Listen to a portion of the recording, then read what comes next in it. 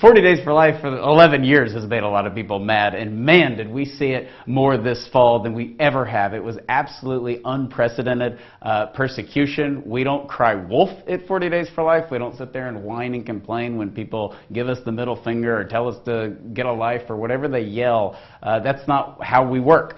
But with that said, we saw a lot of anger, a lot of hate, and a lot of aggression, and some of it was the Kavanaugh stuff, but we go back to Madison, Wisconsin. We mentioned some of the good from Madison, but man, the crazies were out when I was there and Matt Britton was there. Yeah, we were out there. We're up on the stage. We've got the microphone, and we knew there were some people who were out there protesting us. But as soon as I started speaking, they marched toward us and surrounded us and chanted for 2.5 hours. You think? I don't know how they didn't lose their voice. Top of their lungs, and we had a speaker, so our audience was able to hear us. But it was really a little disorienting in the moment. But what was really beautiful about it is that no one who was there was like, gosh, I don't think this is safe. I don't want to take my kids to this. Right. Everybody was fired up. And in fact, when we had just 6 days later a campaign closing event, driving rain, it was cold. We had 120, 130 people out. There was a church who brought a bus out with a couple dozen people out to the vigil.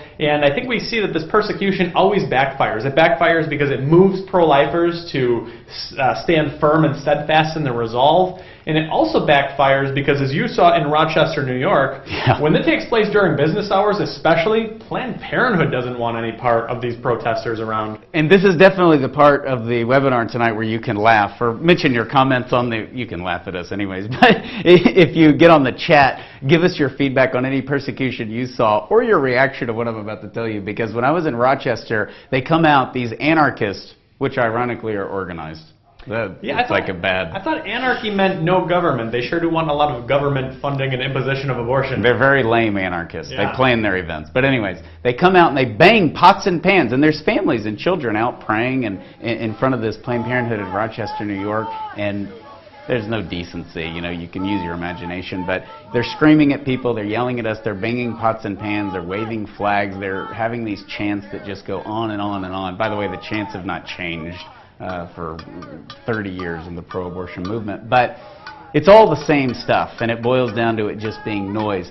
But the Planned Parenthood staff in Rochester told these people to leave. They would actually rather have had just the 40 Days for Life people. They said, we don't, first off, they're chanting free abortion on demand, which Planned Parenthood does not believe in at all. They're a business. But they were so disruptive that it was hurting Planned Parenthood's business, which the socialists and the anarchists refused to accept. And so then they got mad at Planned Parenthood. So they had this battle between their own nutty supporters. And, there's a comical sense to that. But it really shows the foundation of the pro-life movement. We have science, we have faith, we have reason, we have logic, we have legal precedent in the United States of why abortion is wrong. But we have the hearts and minds. And all they have is noise. And what we saw, I saw it in Rochester, I saw it in Syracuse. We're about to bring on Matt Britton on the webinar. He's going to talk about Germany. And it's anger. They are absolutely coming unhinged, and there's a lot of panic. They've ignored the pro-life movement in our country for 45 years. The media's ignored us, and now they're seeing things trickle up into Washington, D.C. The Kavanaugh stuff definitely brought out a lot of these crazies. And that's their response. There's no room for dialogue. There's no room for, tell me about your view. They're not interested in any of that. It's just noise. But this is to be expected, right? If they rejected Christ, they'll reject us. He tells us that, and we definitely saw that this campaign. Pedestrian traffic. You are ordered to disperse now to prevent the safe flow of pedestrian traffic. If you do so voluntarily, no charges will be placed against you. If you refuse to disperse, you will be placed under arrest and charged with disorderly conduct.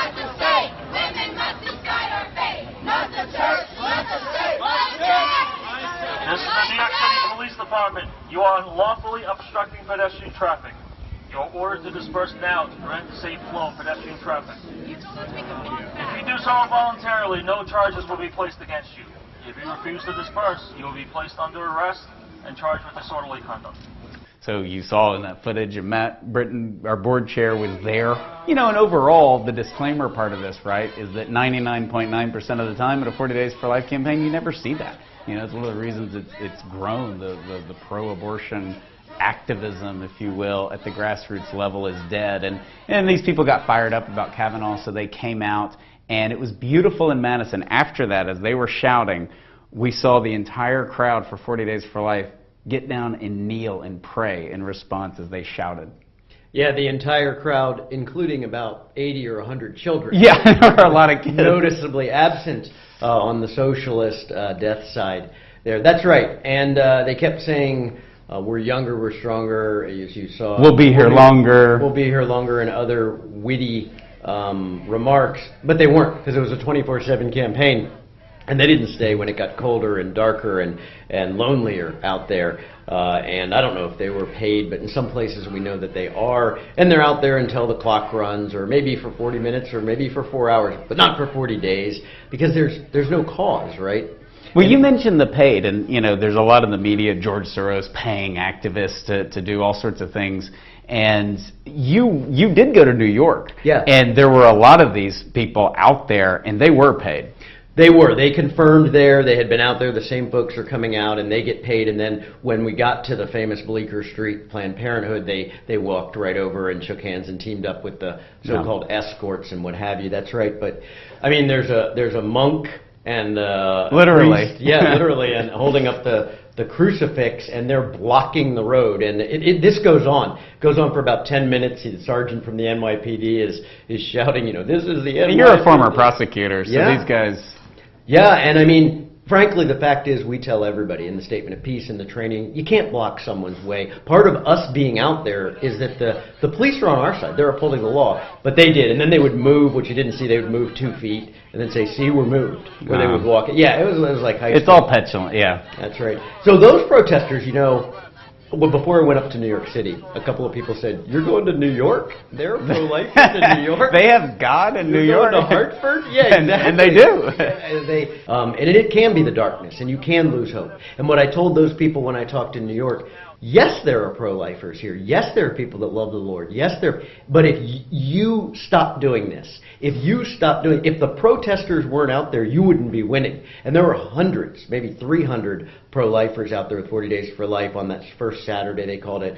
And there were just a tenth. In Manhattan, that should be such an encouragement for everybody across the country. And as we're kind of picking on New York, California is the largest state for 40 Days for Life. Over 40 campaigns in California this last fall alone. And so that is where some of these big campaigns, you see these videos and pictures, 100, 200, 300 people out there. This is not in always the Bible Belt, right? This is in places where a lot of people assume, there's no pro-lifers, but there are.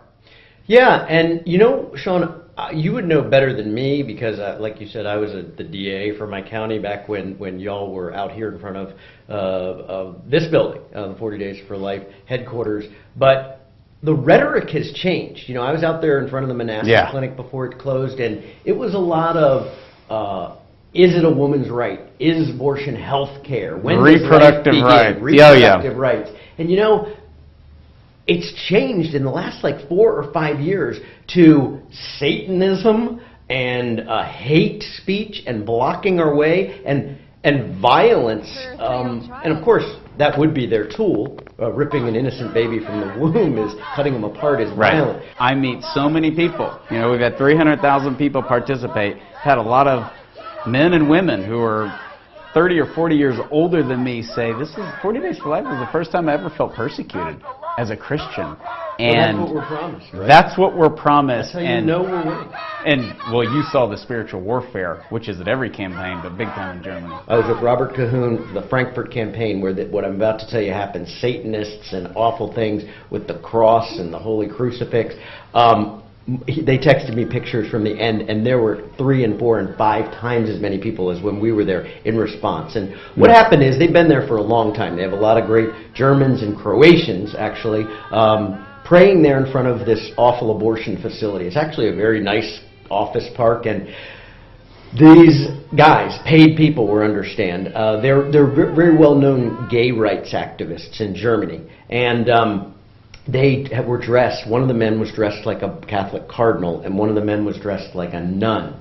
And they stood in front of us, I guess they got their permit first or whatever, and we had to look at them while we prayed. And they had a satanic cross out there. This is a cross that's looks like a regular cross, but then they have Satanists dressed in black, and they do these awful things. And the man was running around and doing terrible things and harassing our people. He would even come over to our side and chase around our leader. The guy dressed up like a cardinal? Yeah, there were 4, the guy dressed up like a cardinal. The nun just sat there, the man who was dressed as a nun just sat there chain smoking, and the police were there, 4 police officers. They said originally they couldn't have an around-the-clock police presence, but they did. No violence ever occurred, but this guy had been arrested at this vigil a few times for just harassment, I guess they called it. And this continued on when we went to this city that I had to look up on a map called Pforzheim, which is outside of Stuttgart, and they have they call it pro familia there, for the family, the abortion clinic. So they have a pro familia, and again, it was like a political party for homosexual rights were out there. And it got so bad what they were doing that an Italian priest came out and anointed us with holy oil. I've never had that. He didn't ask whether people were Catholic or, he just knew we were all Christians, and he anointed us with holy oil. And in mockery, they all got down on their knees, the protesters on the other side, and they opened up a beer.